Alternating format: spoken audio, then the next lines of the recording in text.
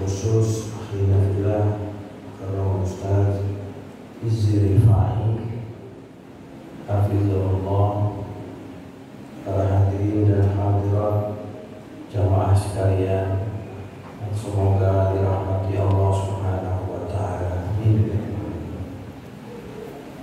Para jamaah sekalian, dalam kehidupan kita sering bersaing satu dengan yang lain.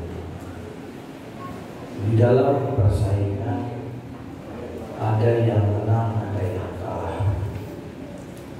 Dari mulai kecil, masa kanak-kanak, kita barangkali sering main sepak bola di kampung. Meskipun bukan pertandingan profesional, tapi tetap ada yang menang, ada yang kalah. Main olahraga, bulu tangkis, ada yang menang, ada yang kalah. Di sekolah juga begitu. Satu kelas ada yang ranking 1, ranking 2, dan seterusnya. Artinya dia yang menang, mendapatkan nilai terbaik. Kemudian lanjut di dunia kerja, ada yang namanya promosi jabatan. Ada orang yang mendapatkan promosi jabatan dengan cepat. Dialah orang yang memenangkan persaingan di lingkungan kerjanya. Di dalam dunia usaha, apalagi persaingan sangat ketat. Ada yang usahanya maju, berkembang, ada yang usahanya jalan di tempat, ada yang usahanya malah mundur dan kemudian bangkrut. Nah, yang maju ini orang yang menang di dalam bisnis, dalam usaha. Di dalam penuntut ilmu pun sama. Ada yang memperoleh ilmu yang banyak, menjadi seorang ulama, dihormati orang. Ada yang keluar dari tempat belajar menjadi orang biasa-biasa saja, tidak banyak berkembang ilmunya. Maka kita pun melihat ada yang pemenang, yaitu mereka yang berhasil mendapatkan manfaat dari ilmunya. Dalam setiap kehidupan ada yang namanya menang dan kalah. Namun sejatinya kita berpikir, kemenangan apa yang harusnya kita miliki? Di mana kekalahan itu bisa kita anggap biasa dan kita terima, dan di mana kekalahan itu tidak boleh kita terima. Para hadirin sekalian, dalam semua persaingan yang tadi saya sebutkan, dari mulai olahraga, kemudian pekerjaan, karir, bisnis, dan termasuk di dalam menuntut ilmu, semua ini adalah persaingan dunia. Kita boleh kalah, kita boleh tidak menang, karena soal menang dan kalah juga kaitannya dengan kehendak Allah Subhanahu wa Ta'ala. Tapi yang tidak boleh kita kalah adalah kita tetap memelihara iman dan Islam kita. Karena iman dan Islam kita ini semua orang punya, semua orang diberikan oleh Allah. Maksud saya adalah semua kaum muslimin. Kira-kira di ruangan ini semua punya iman Islam tidak? Punya. Agamanya sudah Islam, imannya sudah ada, bahkan Allah sudah berikan taufiknya untuk datang ke masjid melaksanakan sholat tarawih berjamaah. Luar biasa. Ini modal yang tidak boleh hilang. Ini modal yang harus kita pertahankan mati-matian. Kalau bisnis kita boleh kalah, kalau perdagangan kita boleh kalah, kalau dalam pekerjaan kita boleh kalah, di organisasi barangkali kita kalah dalam pemilihan, itu biasa. Tapi jangan pernah kalah di dalam iman dan Islam kita, iman dan takwa kita. Kalau ini lepas, ini hilang, maka hilanglah semuanya. Maka konsep musibah, para sekalian, musibah sesuatu yang tidak enak yang menimpa kita, itu namanya musibah. Musibah ada dalam urusan apa? Dalam jiwa, sakit, ya, atau mungkin malah kematian. Termasuk orang-orang yang dekat dengan kita, orang yang kita kenal, itu musibah. Kemudian ada musibah dalam segi harta, ditipu, dirampok, dicuri, ya kan? Banyak sekali. Ada musibah dalam bentuk nama baik dilukai, difitnah dan sebagainya. Itu semua musibah. Musibah. Banyak musibah. Tapi musibah ini semua adalah musibah dunia. Musibah yang terbesar, yang paling berat adalah musibah fiddin, musibah di dalam agama. Maka dalam doa yang diajarkan oleh Rasulullah mengatakan, wala taj'al musibatana fi dinina. Janganlah musibah kami itu adalah musibah dalam agama kami. Artinya apa? Musibah dalam agama, ketika agama hilang, agama lepas. Banyak dari kita demi persaingan, demi memenangkan sesuatu, demi mendapatkan harta dunia, demi mendapatkan popularitas, demi mendapatkan wanita idaman, banyak dari kita menggadaikan iman dan akidah. Betul tidak? Betul tidak? Barusan ada cerita artis pindah agama karena mau kawin sama artis cantik yang non muslim. Begitu cintanya sama perempuan itu, diajak ke agamanya, ayo aja. Itu Islamnya, imannya ditukar dengan seorang wanita cantik yang nanti lama-lama peot juga. Betul atau tidak? Betul atau tidak? Mana ada perempuan yang gak peot? Mana ada perempuan yang gak kendor? Semua pasti akan ini dibela-bela. Saudara-saudara kita di daerah-daerah yang minus, yang miskin, baik itu di pedesaan, di pegunungan, maupun di pinggir pantai para nelayan, itu dalam kemiskinannya diiming-imingi uang, diiming bantuan, diiming beasiswa, ditukar itu imannya.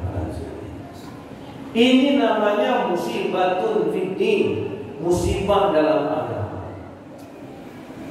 Maka para hadirin sekalian, singkat saja, kita di dalam bulan Ramadan ini mau mencari kemenangan. Betul? Maka ketika nanti takbiran, kita akan merayakan kemenangan. Dengan apa? Dengan bertakbir. Allahu Akbar, Allahu Akbar, Allahu Akbar. La ilaha illallah, Allahu Akbar. Allahu Akbar, walillahil hamd. Pujian, walillahil hamd, pujian pada Allah. Ujian atas apa? Atas kemenangan. Kemenangan apa? Bukan kemenangan dalam bisnis, bukan kemenangan dalam pekerjaan, bukan kemenangan berebut seorang wanita dari laki-laki yang lain, bukan. Kemenangan melawan hawa nafsu. Kemenangan mengatasi diri sendiri, mengikuti perintah Allah, berpuasa 1 bulan penuh. Tiap malam berangkat ke masjid, sholat tarawih, tadarus Quran, berzikir, bersedekah, berbuat baik. Betul? Ini kemenangan yang sejati. Kemenangan ketika seorang hamba berada di jalan Allah dan memperoleh ridhonya Allah Subhanahu wa ta'ala. Maka di Quran, para hadirin sekalian, Al-Quran menyebut kemenangan itu dengan fauz. Dengan apa? Fauz. Al-fauz di Quran itu ada 3. Yang pertama, al-fauzul mubin, kemenangan yang nyata. Di dalam Al-Quran disebutkan, A'udzubillahi minasyaitonir rajim. Innal ladzina amanu wa 'amilus shalihati lahum jannatun tajri min tahtihal anhar. Dzalikal fawzul mubin. Sesungguhnya orang-orang yang beriman dan beramal saleh,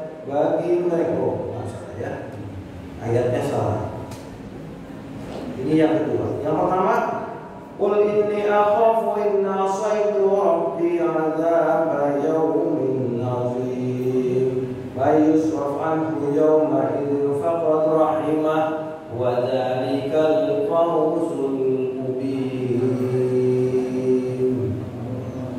Allah kenyangan.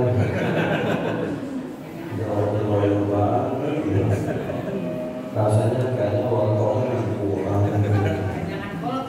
Walaupun orang banyak. Apa kebanyakan kolak? Makanya makan kolak dan banyak-banyak, Pak.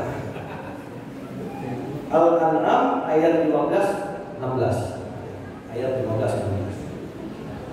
Katakan, hai Muhammad, sesungguhnya aku takut kalau aku bermaksiat kepada Tuhanku satu azab, yaitu azab yaumin azim, azab di hari yang besar, yaitu hari kiamat. Rasulullah disuruh bilang begitu. Kalau aku bermaksiat, aku takut kena azab. May yusraf anhu yawma idzin faqad rahim.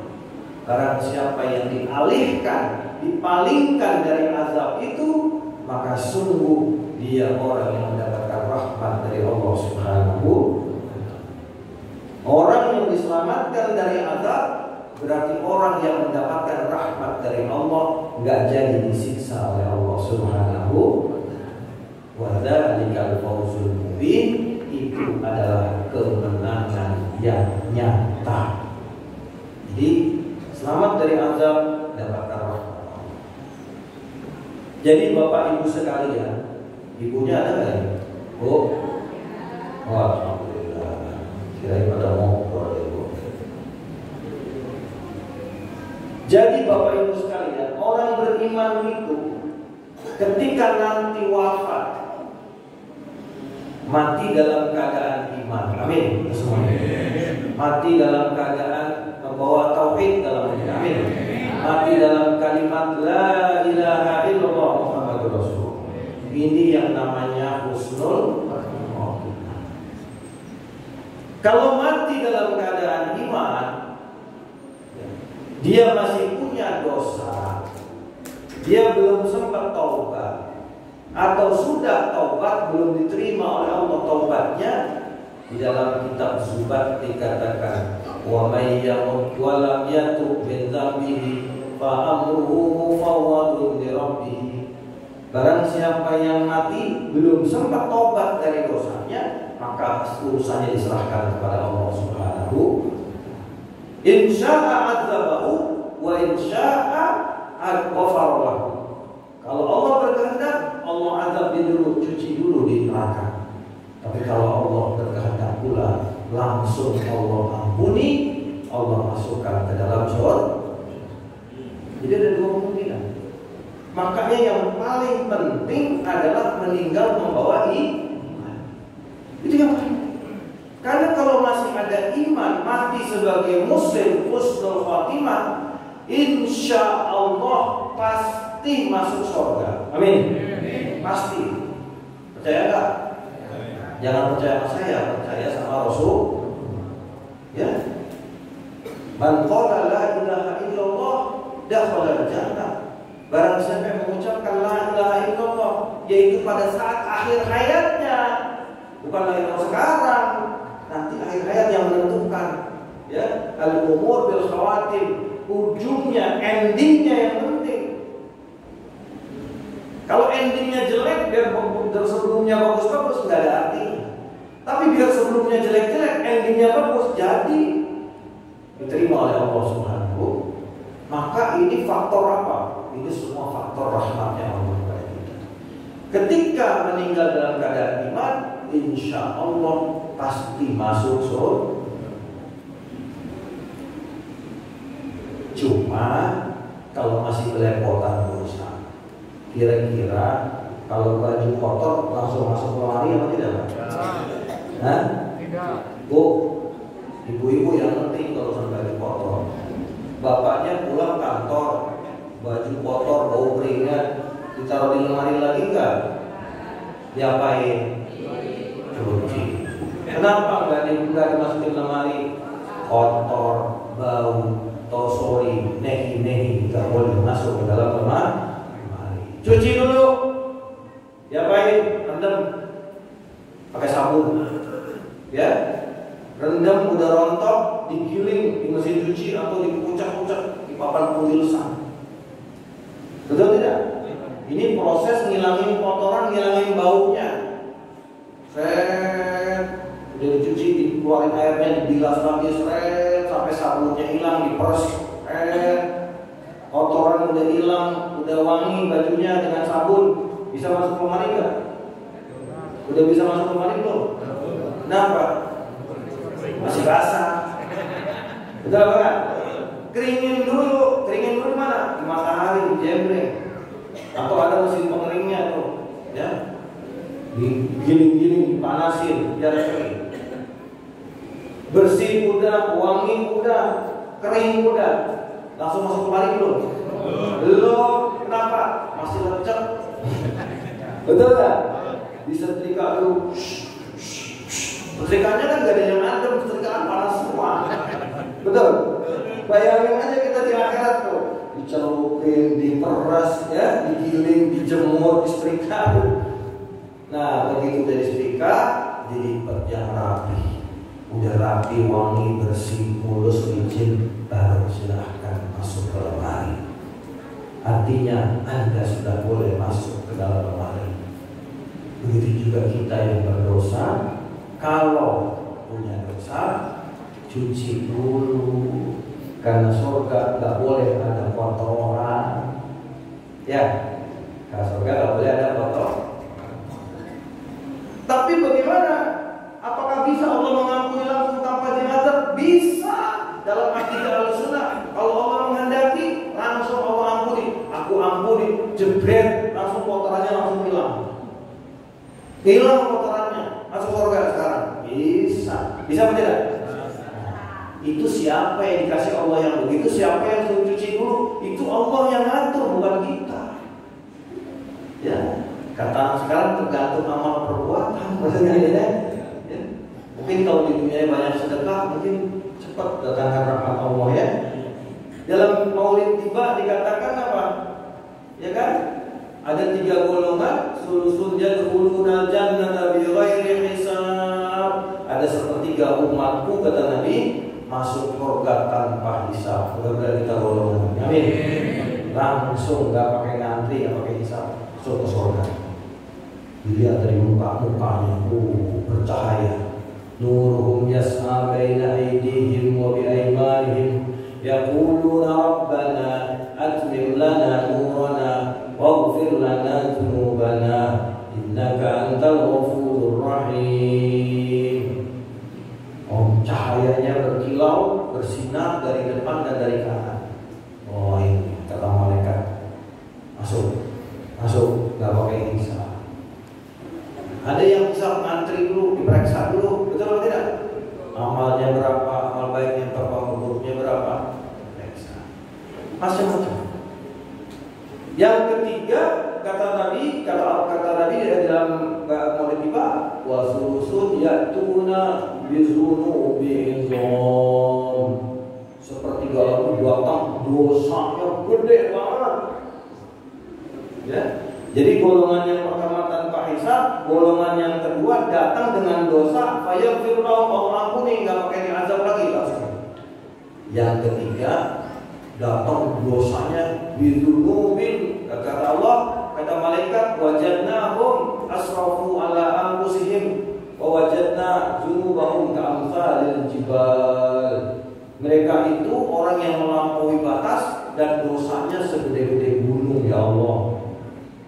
Tapi ghairu annahum yashhaduna an la ilaha illallah wa anna Muhammadar Rasulullah sallallahu alaihi wasallam. Tapi mereka masih bersyahadat, ya Allah. Mereka masih bersaksi bahwa tidak ada Tuhan kecuali Allah dan Nabi Muhammad adalah utusan. Ini orang dosanya segede gunung, tapi masih ada tauhid iman di dadanya, di hatinya. Apa kata Allah? Wa izzati wa jalali, demi keagunganku, demi kebesaranku, la ja'altu man amana bi kaman kadzdzaba bi. Aku tidak akan menjadikan orang yang beriman kepadaku seperti orang yang mendustakan aku, seperti orang yang kafir kepadaku. Gak akan sama. Aku tidak akan perlakukan orang yang beriman kepadaku kepada orang yang sama dengan yang kafir. Enggak.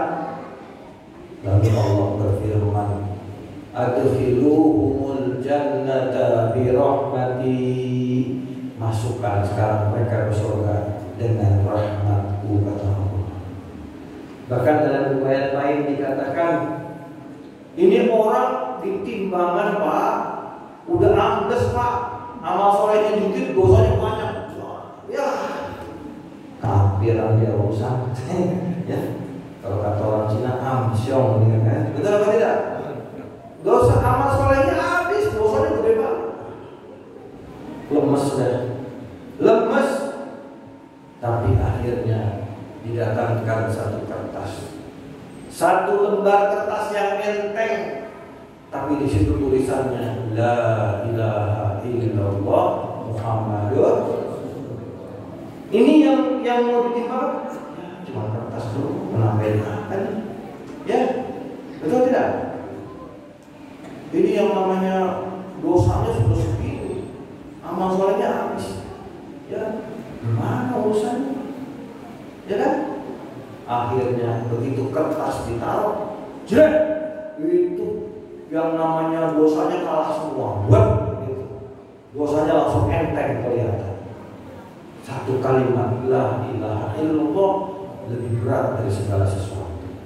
Akhirnya gara-gara ada kalimat La ilaha illallah, timbangan baiknya menang, masuk surga dia. Asik, betul atau tidak?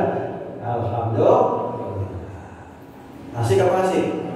Bukan asik lagi, asoy. Betul atau tidak? Maka jangan pernah yang namanya iman didadai. Ini nanti bekal kita. Nggak usah mikirin duit yang banyak di akhirat, duit nggak berlaku. Nggak usah mikirin tabungan nggak berlaku. Yang dipikirkan di akhirat iman, tauhid, akidah. La ilaha illallah Muhammadur Rasul. Makanya di dalam thariqah selalu baca sehari sampai subuh, habis maghrib La ilaha illallah, La ilaha illallah 100. Ya. Kalau thariqah Syadziliyah subuh sama maghrib doang.